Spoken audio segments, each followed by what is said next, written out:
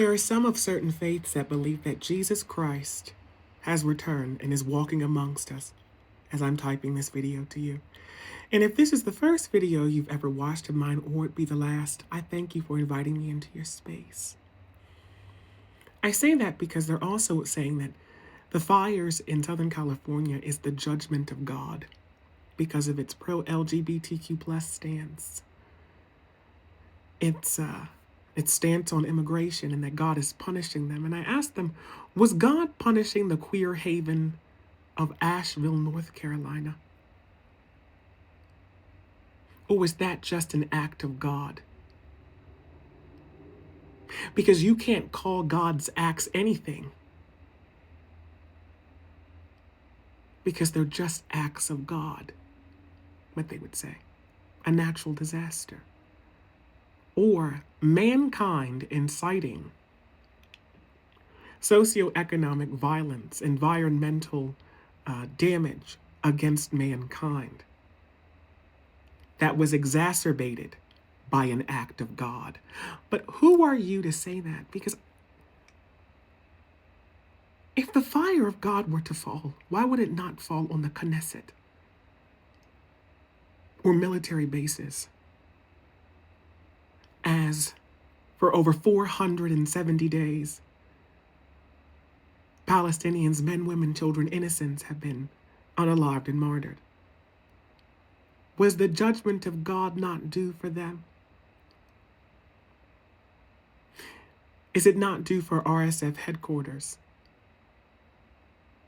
Not for the militia groups in the Sudanese Civil War? Not for, I don't know, mining towns in the Democratic Republic of Congo that force men, women, children into mines, cobalt and coltan mines, so you can have the arrogance to get an iPhone in your hand and wave around your privilege and say that you are suffering the same as them.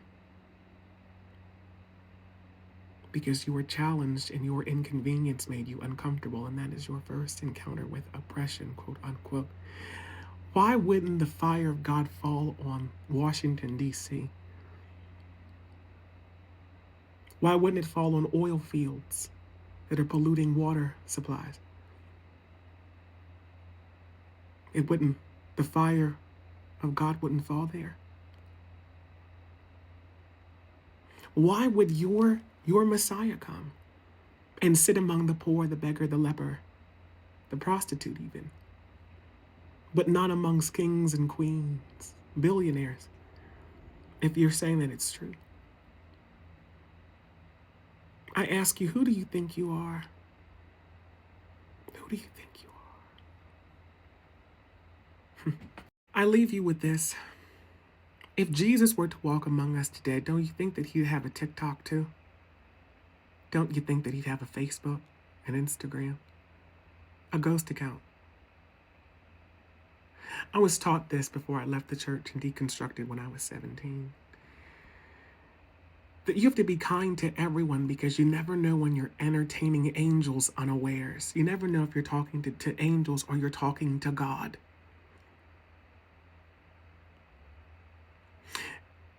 And that there would come a time where the law would be written upon their hearts, and that God would dwell with them and be their people. Because when either a god of war or a priest told me to raise my sword against my brother or a stranger, a friend, in the name of a God, I told them no. I said no. And maybe that was the test. Maybe that was the test. We told a God, no, I will not harm my brother for you. I told my family, I will not harm myself for you.